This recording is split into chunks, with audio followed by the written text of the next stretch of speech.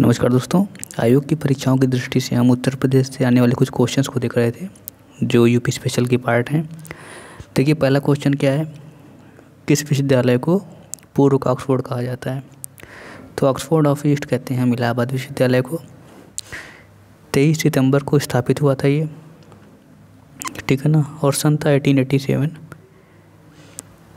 और 2005 में इसे केंद्रीय विश्वविद्यालय बना दिया गया था। ये भी इम्पोर्टेंट है। अगला प्रश्न है, साक्षरता दर सबसे कम है, तो इसका आंसर श्रावस्ती हो जाएगा। अब देखिए, साक्षरता दर की बात स्पष्ट तो कर दिया, लेकिन ये नहीं पूछा है कि साक्षरता दर जो है वो प्रतिशत में। खैर, साक्षरता दर की बात अगर आ गई है तो यहाँ श्रावस्ती है और इसकी थी 46.74%, ठीक है ना। तो और सबसे ज़्यादा बोल दे अगर, तो साक्षरता दर गौतम बुद्ध नगर की है और गौतम बुद्ध नगर की सबसे ज़्यादा है, यानी कितनी है, 80.12%, ठीक है ना। इसको याद रखिएगा, गौतम बुद्ध नगर सबसे ज़्यादा, श्रावस्ती सबसे कम। अगला देखिए, कह रहा है प्रधानमंत्री किसान सम्मान निधि योजना यानी पीएम किसान के तहत लाभ प्राप्त करने के संबंध में उत्तर प्रदेश का कौन सा स्थान है? पहला। आबादी ज़्यादा, किसानों वाला प्रदेश भी है, संख्या भी ज़्यादा, ठीक है ना। और आप जान रहे हैं कि योजना कब शुरू हुई थी? 24 फरवरी 2019 को। और कितना पैसा मिलता है इस निधि के तहत? तो 6,000 रुपये प्रति वर्ष वित्तीय सहायता किसानों को प्रदान की जाती है। किसान बही योजना उत्तर प्रदेश में कब लागू की गई थी? तो 1992 में। किसान बही योजना उत्तर प्रदेश में 1992 में लागू की गई थी। उत्तर प्रदेश में कितनी महिला मुख्यमंत्री हैं? देखिए, पहली महिला मुख्यमंत्री हमें मिली थी सुचेता कृपलानी, ठीक है ना। अब ये 1963 से 67 तक थी। उसके बाद मायावती जी थी, तो वो 4 बार वो भी रही हैं, तो 2 हो गए। और पहली राज्यपाल हमारे कौन थी? तो सरोजनी नायडू थी, ठीक है ना। उसको कन्फ्यूज़ मत हो जाइएगा कि कितनी महिलाएं बोले तो आप उनको भी ऐड कर लें, सरोजनी नायडू जी को भी, और 3 कह दीजिए। नहीं, वो राज्यपाल थी, महिला मुख्यमंत्री 2 ही हैं। अब देखिए, एकमात्र मुक्त विश्वविद्यालय उत्तर प्रदेश में जो है तो UPRTOU, उत्तर प्रदेश राजर्षि टंडन ओपन यूनिवर्सिटी। इसके बाद उत्तर प्रदेश में निम्नलिखित जिलों में से कहाँ अनुसूचित जातियों की जनसंख्या?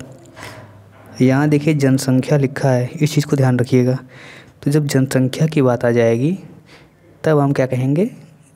सीतापुर, ठीक है ना, क्योंकि वहाँ पे 14 लाख के आसपास 2011 की जनगणना में 14,46,000 के आसपास था। उसके बाद प्रयागराज। लेकिन अगर प्रतिशतता के बारे में बोल देगा तब हमारा हो जाएगा कौशाम्बी पहले पे, सीतापुर दूसरे पे और हरदोई तीसरे पे, ठीक है ना। तो इसको याद रखिएगा।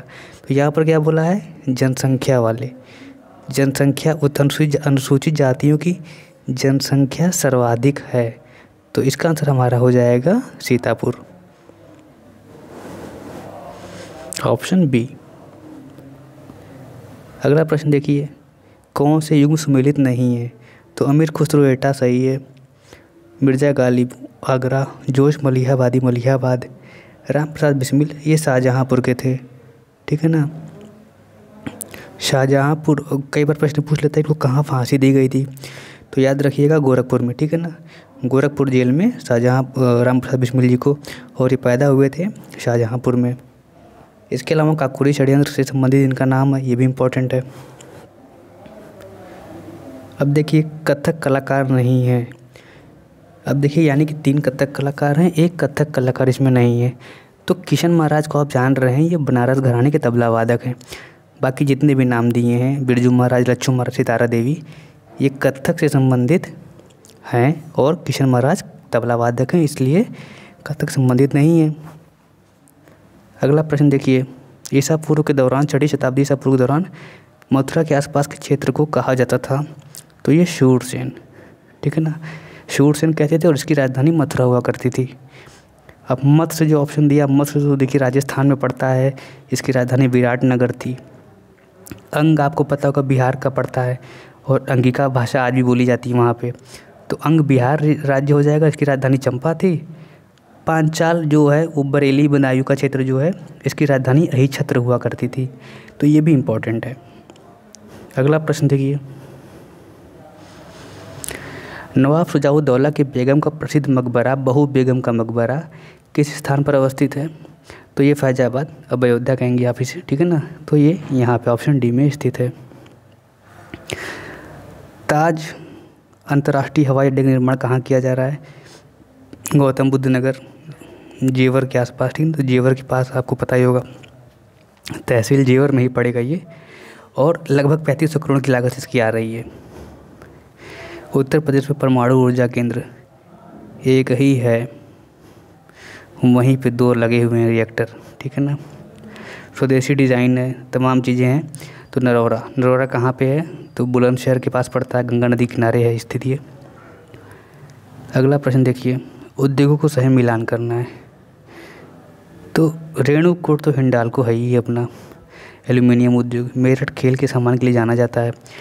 ऋषिकेश एंटीबायोटिक प्लांट है, और अलीगढ़ के ताले और रामपुर के चाकू, ठीक है ना। तो ये हमारा मैच हो जाएगा।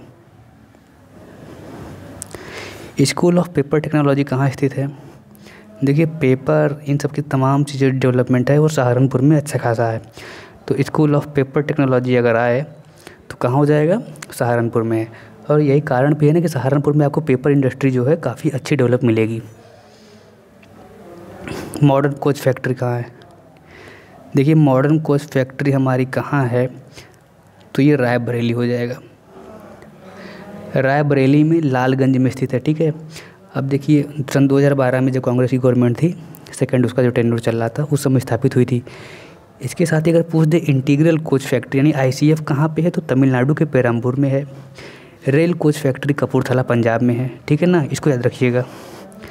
अब देखिए, उत्तर प्रदेश में स्थित काशी एक प्रसिद्ध तीर्थ स्थल है या निम्नलिखित में से किस नदी के तट पर है? तो गंगा के तट पर है। क्वेश्चन आसान है, क्वेश्चन टफ होता अगर ये पूछता गंगा के किस तट पर स्थित है, तो याद रखिए गंगा के बाएं तट पर स्थित है, ठीक है। अब नलकूप सिंचाई से आया है प्रश्न कि भारत में नलकूप एवं कूप से सिंचित अधिकतम क्षेत्र वाला राज्य कौन सा है? उत्तर प्रदेश है, सबसे ज़्यादा है, इसके आगे पीछे भी कोई नहीं है, जो कि 83% से ज़्यादा है।